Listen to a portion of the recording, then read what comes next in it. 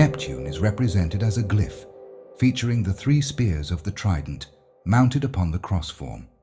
This suggests the absolute essence of celestial influence of the planet, as being the desire to transcend the limitations of earthly incarnation, hence its correlations to the Christ impulse, mysticism, oneness.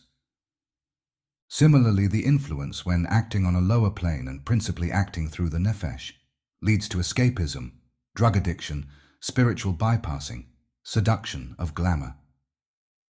We see much of this with Hollywood, fantasy, and things of this nature. We also see it in certain ideologies in Western culture that seem descended from postmodernism, and these ideas are largely disconnected from the realities of material life. The common element among many of the negative manifestations of Neptune is a false transcendence of the material plane and its realities and limitations, which are related to Saturn. These two planets form a polarity. In many cases in individual charts, the trans-Saturnian planets Pluto, Neptune, and Uranus are seen as dumb notes by many astrologers, meaning they are not really getting a response from the individual. Hence, they mostly act collectively and generationally, defining trends in art, music, religion, philosophy, ideologies of all kinds, and generational attitudes. Many astrologers have talked about the relationship Neptune has to the American Civil War, as the planet last went into Aries in 1861, 2 days after fighting broke out. It had spent the previous 14 years in Pisces, the sign that it rules, and the time period was associated with abolition, new revivals of spiritualist movements, which Carl Gustav Jung saw as a reaction to empiricism dominating Western culture, and the publication of the Communist Manifesto. To be certain, we have seen a return of many of the same Neptunian and Pisces themes since 2011, when the beautiful blue-green planet returned once again to Pisces. This celestial sphere, along with Uranus, has a strong relationship to phenomena like the World Wide Web, globalism, increased connectivity that has no doubt changed our world in ways we still have not really figured out. The coming years will tell us a great deal. For the moment, we can see there is a paradox in society in that there is so much connectivity at a technological level. I can, for instance, talk to a friend in Indonesia or schoolmates from Europe on chat, something inconceivable when I was growing up. Yet at the same time, we are seeing increasing depression, feelings of isolation, growing suicide rates in our youth who do not know an internet-free world. And this all coincides with an ever-increasing tendency to live life in the digital domain. Also in keeping with Neptunian themes is the fentanyl crisis, the planet being linked to opiates and addiction in general. Now, we have also seen social-political themes emerge that echo the themes of the previous cycle, wokeness and DEI being examples of Neptune's influence. Its desire to dissolve boundaries, its thirst for personal and collective redemption, this often articulated as America must reckon with its past, which expresses a feeling of collective guilt for colonialism that very much resonates with the influence of Neptune, which can be true martyrdom or false martyrdom, as in victimhood. And victimhood has been fashionable in recent years.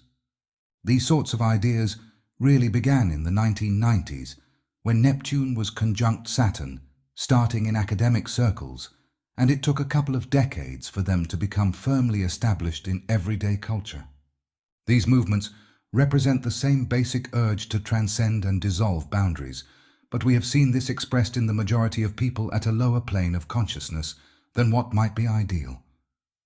In some cases, there is so much of the undealt with shadow among the disciples of these ideologies that it becomes fanatical and obsessive, and ultimately it accomplishes the exact opposite of its own aims. There are certainly systemic issues that create inequality, and these need pragmatic solutions, and these represent Saturn, and if the powers that be were serious about addressing them, they would do so. But the system is corrupt, and this is not what they seek. All in all, though, it is perfectly natural that these themes resurface under the influence of Neptune, and they more deeply affect those with karmic ties to these historical events in previous incarnations, That means the guilt is very real and exists in the unconscious of individuals, and in this life they feel compelled to make right the actions and attitudes of previous lives.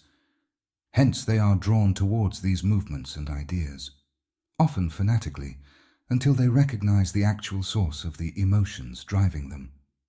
The shadow. So will we see civil war? I'm inclined to say not in the previous form and not immediately as in April. That said, the start of a new 7-year cycle begins in July with Uranus, and this is more concerning. We have been in a cultural civil war for some time, and this often leads to actual violence, and we are seeing aggression in various forms already. Uranus in particular is of greater significance in terms of war for the American chart. I would not worry about this immediately, but keep a watchful eye out when Uranus enters Gemini in July 2025, but more so in 2027. This is actually the critical period of this cycle for the United States, and another episode will have to be devoted to this, as it's quite involved. Briefly, we might see outbreaks of violence, protests, civil disobedience, tax rebellions, and this is likely to be global this time, as there is, in general, a revolt developing against globalism, and populist or nationalist figures are rising in many nations. But truly, for the United States, the arrival of Uranus in Gemini has always meant major conflicts. The American Revolution, the American Civil War, and the American entrance into World War II being the last pass of Uranus into Gemini. This is statistically 100% of the time. Watch carefully the situation with Iran and the Middle East over the next 2 years, 2027 being the epicenter of this transit. One element that needs to be understood is that the planetary influences all manifest according to the plane of consciousness people are rooted in or centered in. For instance, Venus is a planet that aids in creating harmony and beauty, aesthetically or in societal relationships. But she's also in the negative, more nefesh-centered expression, the femme fatale. She is a kind of power in her own right that can be misused. Similarly, Neptune's influence can be one of tremendous empathy and compassion, Christ-like aspiration and inspiration, poetic and artistically visionary, and yet in the lower expression, collective intoxication, mass consciousness, arriving like a tsunami and causing a loss of individual discrimination and conscience.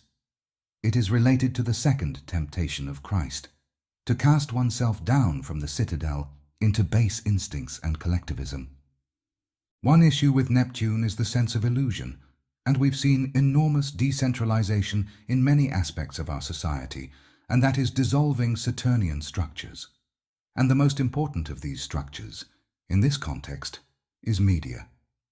This seems to have arrived as Neptune entered the 3rd house of the American natal chart, which concerns media and the phenomenon of collective confusion, and a feeling of being on less than solid ground with regard to what is truth. This is very much in keeping with Neptune's influence. We now live in a kind of house of mirrors, in trying to determine what is true and what is not. This naturally can cause cultural upheaval and divisiveness, and the legacy media did itself no favors in recent years, for the fact they have been found to be in many cases nothing more than propaganda machines, having very little more credibility than the thousands of podcasts that now exist as a result of the decentralization in media and many other aspects of society. We saw this with COVID and vaccine issues.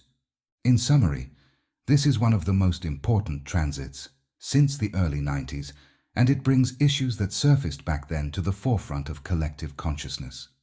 With Pluto entering Aquarius, we will see a shift in collective willing towards a better balance between the powerful and disempowered. As Neptune enters Aries, we will see a shift in collective feeling, and a more masculine expression will come into vogue again, and the victim complex of Pisces will gradually move to the background, and greater sense of personal responsibility and sovereignty will take hold. As Uranus enters Gemini this summer, we will see a shift in collective thinking, and this will be the last major shift for 7 years. In other words, this is a whole new cycle we are now entering, and the trends of the previous decade will gradually fade away. At the highest, most spiritual level, for those capable of receiving it, we have been in a state of reflection in Pisces, a period of gestation. As these new influences take hold, it will separate the sheep from the goats, and there is a choice that now must be made. One is an evolutionary path and the other involutionary. Another very important element with Neptune entering Aries is the synodic cycle with Saturn, and the uncanny relationship this seems to have with the collective karmic destiny of Russia. Russia seems to see great changes under the influence of this synodic cycle, at times gains and at others losses in territory it holds. In the conjunction of the late 1800s, Russia experienced the assassination of a Tsar. In the following conjunction of Saturn and Neptune, Red October took place, and the Red Army prevailed, and a communist Russia was born. The next conjunction occurred in the 1950s, in sync with the death of Stalin. And finally, the conjunction of the two planets in the late 1980s and early 1990s in Capricorn marked the end of the Soviet Union and the tearing down of the Berlin Wall. Saturn is the ruler of the Russian chart, and she will always have much of that quality in her society of tradition, control, and caution. But Neptune seems to have a special relationship to the nation as well, and hence some of the greatest art, mysticism, and spirituality still comes out of Russia. My interpretation of the upcoming transit for Russia is simply, I do not see a resolution to the Ukrainian-Russian conflict until late 2025 at the earliest, or early 2026. And Russia likely keeps much of eastern Ukraine, but she will be more prone to internal conflict at this time. Now, in terms of how this likely affects the average person, and we will do another video on this exclusively in the near future, but just to touch upon it slightly today, understand that Neptune, in its most essential and positive aspect, represents the urge for redemption, universal love, compassion, and attunement with metaphysical and transcendental realities. Saturn, which is coming into conjunction with the planet, represents in part metaphysical skepticism, criticism, at times doubt, and hence a strong polarity in relationship to Neptune.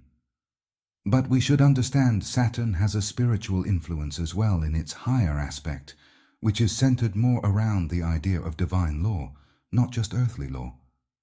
Therefore, dear unknown friends, there is tremendous spiritual opportunity with the upcoming conjunction of these celestial bodies.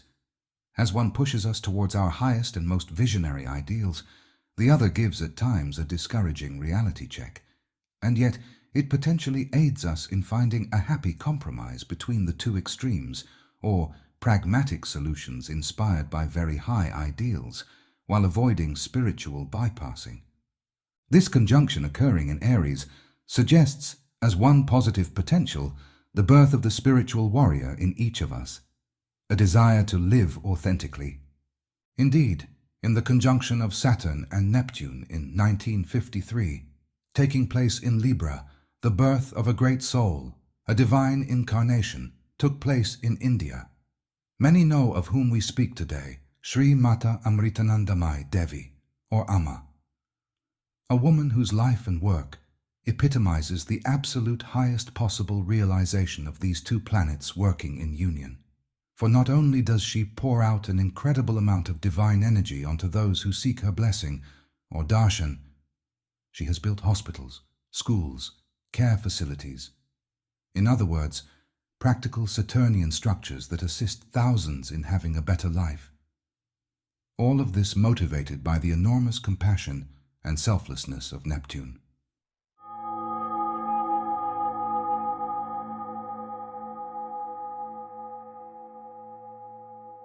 Thank you, dear unknown friend.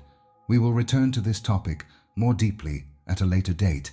Namaste, the philosophers of the living fire.